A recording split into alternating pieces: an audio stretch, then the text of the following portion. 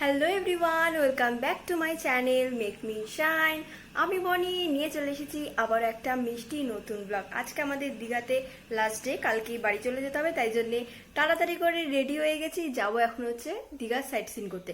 Site সিনে মোটামুটি আমার সবই দেখা, শুধু ঢেউসাগরটাই যাওয়া হয়নি কখনো। তো আগেরবারও প্ল্যান করেছিলাম ঢেউসাগরে যাব, কিন্তু যাই হোক আর যাওয়া হয়নি। তো এবার ভাবলাম না, এবারে যেতেই হবে, তাই জন্যে তাড়াতাড়ি করে রেডি হয়ে গেছে। আর দুপুরবেলা মানে একটুখানি ঘুমিয়েছিলাম, তো তাড়াতাড়ি করে উঠে পড়েছি। এখন যাবো হচ্ছে ঢেউসাগরে। এই নিয়ে ক রাউন্ড চলছে? বেশি রাউন্ড চলেনি। বেশি রাউন্ড চলেনি? মিথ্যে কথা বলবে না, সত্যিকারে বলো ক রাউন্ড চলছে? বেশি রাউন্ড সকাল দিয়ে তো পান সাজিয়েই যাচ্ছ আর মুখের মধ্যে খেয়ে নিচ্ছে। এত সুন্দর করে সেজেও কোনো লাভ হবে না যদি মুখের মধ্যে পান থাকে, বুঝলে? তা পান খাবো না? পান খাবে না? আর কিছু বলার নেই। এদিকে পান আমার অর্ধেক কেন, গোটাটাই নাও না, দুটো বানিয়ে নিয়েছি। ও দুটো বানিয়ে অলরেডি বানানো আছে? বাপরে, হেভি, বিশাল ব্যাপার, বিশাল ব্যাপার। বাবা এত সুন্দর করে সেজে কোথায় যাচ্ছ? ঢেউসাগর দেখতে যাচ্ছি। ঢেউসাগর দেখতে? বাবা, তোকে তো চেনাই যাচ্ছে না। তাই? হ্যাঁ। কেমন লাগছে? তোমার তো বয়স অর্ধেক কমে গেছে। কেমন লাগছে রে বিনি পিসি? কি নাম? বিনি পিসি? বাহ, নামটা তো বেশ দারুণ দিয়েছো। নিজের নাম নিজেই দিলে কিন্তু। নিজের নামই তো বিনি পিসি, তোর নামই তো বিনি পিসি। তাই আমার নাম বিনি পিসি? এখন কথা উল্টালে হবে না, তোর নিজের নাম নিজেই বলেছে। আমি দিয়ে দিলাম, তোরটা পড়ছে তুই বিনি ও, পিসি। আমার সোয়েটারটা পরেছে দেখে তাই জন্য। আজকে স্টাইল করে সোয়েটার ছাড়া যাবে না রাস্তায়? না, আজকে সোয়েটার, আজকে সোয়েটার পরতে চাদরও নেবো। আমি তো আপাতত সোয়েটার ছাড়াই রয়েছি, বাইরে গিয়ে আবার সোয়েটারটা পরে নেবো।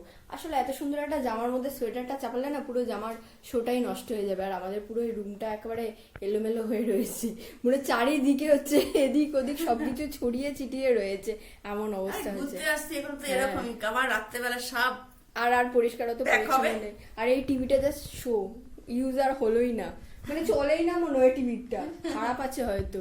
তো যাই হোক, এখন সব প্যাকিং করবো। হ্যাঁ, এখন বেরিয়ে পড়বো আমরা। কোথায় যাচ্ছি মা তো বলেই দিয়েছে, ঢেউসাগরে যাচ্ছি। ঢেউসাগরে মা ঢেউ খেতে যাবে। আমার মা এখন বেরোচ্ছে। বাপরে, তোমার জন্য গাড়িটা অপেক্ষা করছে। মা যাবে না? আর আজকে মার ফুল লুকটা দেখিয়ে দিই। আরে বাপরে, বিশাল ব্যাপার। এটা হচ্ছে আমার ফুল লুক। সোয়েটার পরে রয়েছি, কি করবো, প্রচন্ড ঠান্ডা বাইরে।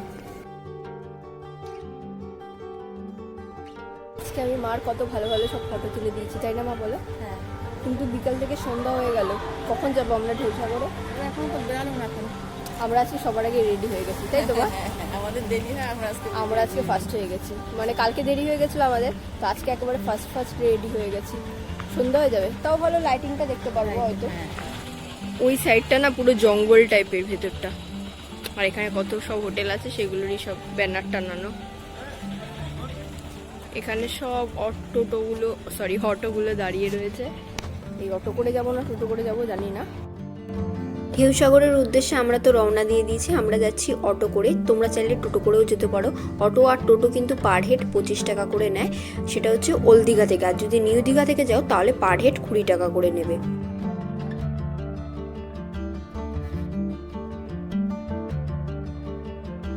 ঢেউসাগর যেতে যেতে জগন্নাথ মন্দিরেরও দর্শন হয়ে গেল। এখনও কাজ হচ্ছে, অনেকটা বাকি আছে। আর নিউ দীঘার এই হোটেলগুলো না আমার খুব ভালো লেগেছে, অবশ্য দামগুলোও বেশ ভালোই হবে। তো চলো, চলেই এসছি আমরা ঢেউসাগরের কাছে। নিউ দীঘা থেকে বেশি একটা দূর লাগে না ঢেউসাগর। ঢেউসাগরের ভেতরে যেতে হলে 10 টাকা করে এক একজনের টিকিট লাগবে। তো যাই হোক, টিকিটটা আমরা কাটতে চলে গেলাম। আর তার বাইরেটায় দেখো কত কি আছে, বেশ সুন্দর লাগছে তো আমার দেখতে। এবারে চলো ভেতরের দিকে যাই। নতুন বছর নতুন রূপে সেজে উঠেছে কিন্তু এই দীঘার ঢেউসাগর। এই গাড়িটা দেখছো, অনেকটা রথের মতন, কিন্তু আবার টয় ট্রেনও বলছে। মাকে বললাম মা চড়বে, মা বললো না চল, হেঁটে হেঁটেই যাই। তো অনেক কিছু দেখার আছে, তাই জন্যই আর কি হেঁটে হেঁটে যাওয়া। যাদের পায়ের সমস্যা তারা চাইলে এই গাড়ি করে ঘুরতে পারে।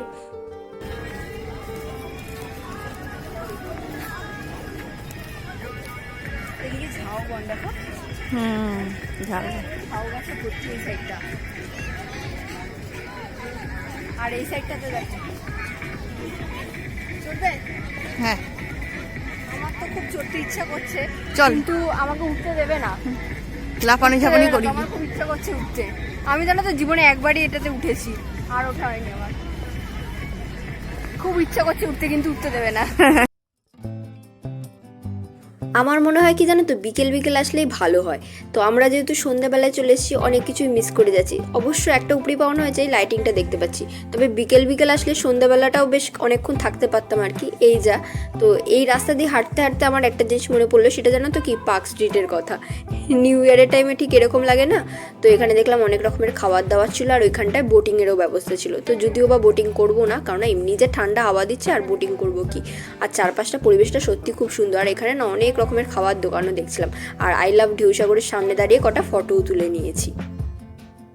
এবার চলো চারপাশটা আবার ঘুরে দেখি।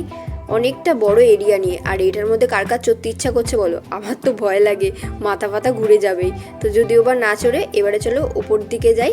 ওখানে নাকি আরও অনেক জিনিসপত্র আছে। তো মানে জিনিসপত্র কি, দেখার জিনিস আছে। এই সেই ময়ূরপঙ্খী রেস্টুরেন্ট এটা, কিন্তু দেখে অনেকটা সেই বাহুবলীর সিনেমার কথা মনে পড়ে গেল না? তো এখানে বেশ স্টারগুলো বেশ সুন্দর। সত্যি নিউ ইয়ারে কিন্তু দারুণভাবে সাজিয়েছে। নতুন বছরে এই যদি দীঘার ঢেউসাগরে না আসলাম তাহলে আর কি কোথায় আসলাম। বেশ সুন্দরভাবে সাজিয়েছে। আর এখানে অনেক ফুড স্টল ছিল। আর দেখো তার সাথে গানও বাজছিল, আর গানের তালে তালে সবাই কি সুন্দর নাচও করছিল। বড় থেকে বাচ্চা সবাই কিন্তু নাচ করছে।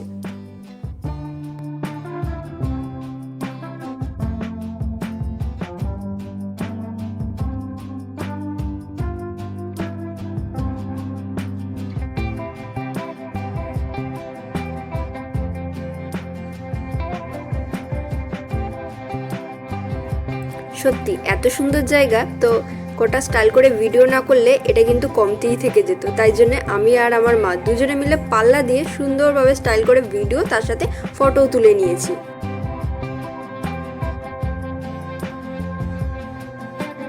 ঢেউসাগরেরই এক জায়গায় দেখলাম এখানে কতগুলি খরগোশ, নানা রকমের পাখি, ছোট ছোট সাদা ইঁদুরও ছিল। তো চলো এগুলোকে একটু ঘুরে দেখি এবারে।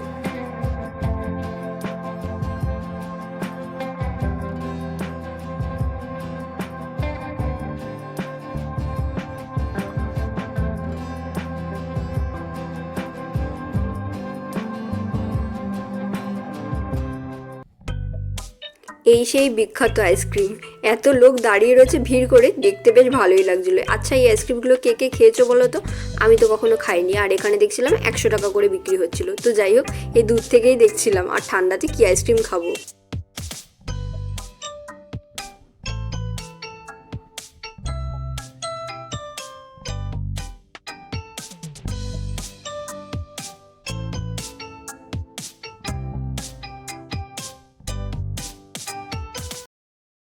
ঢেউসাগরের ভেতরে এই ছোট্ট দোকানটা ছিল, জিনিসগুলো খুবই সুন্দর ছিল, কিন্তু ওখানে ভিডিও অ্যালাউ না, তাই জন্য আমি আর তোমাদের সাথে ভিডিও করে দেখাতে পারলাম না। জিনিসের দামগুলোও বেশ সুন্দর সুন্দরই ছিল। তো আমরা আবার চলে আসলাম ওল্ড দীঘাতে। ওল্ড দীঘাতে এসে না আগে ফার্স্টে যা যা কেনাকাটি করার আছে সেগুলোই কেনাকাটিগুলো করে নিই।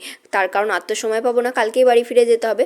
তো একটু কাজু বাদাম নিলাম, এবার একটু পাটি নেবো দেখে, তাই জন্য দেখছিলাম। কাজু বাদামটা নিলাম আমার গপুর জন্যে আর কি, আর এখানে পাটিটা নেবো আমাদের ঘরের জন্যে। তো এখন চলো একটু পাটিগুলো সুন্দর করে দেখিনি কোন পাটিটা নেওয়া যায়। আর পাটিগুলোর যে দাম চাইছে। যা যা কেনাকাটি করা ছিল সেগুলো তো মোটামুটি হয়েই গেছে। এবারে একটা নুনদানি কিনবো বলে মা খুঁজছিল, কিন্তু সেটা আর কেনা হয়নি আর কি। তো এবারে চলো সমুদ্রের পাড়ে যাই, একটু গিয়ে বসি। আজকে যেহেতু শেষ দিন, বাড়ি ফিরে যেতে হবে, তো ওই জন্য একটু সমুদ্রের পাড়ে গিয়ে বসি।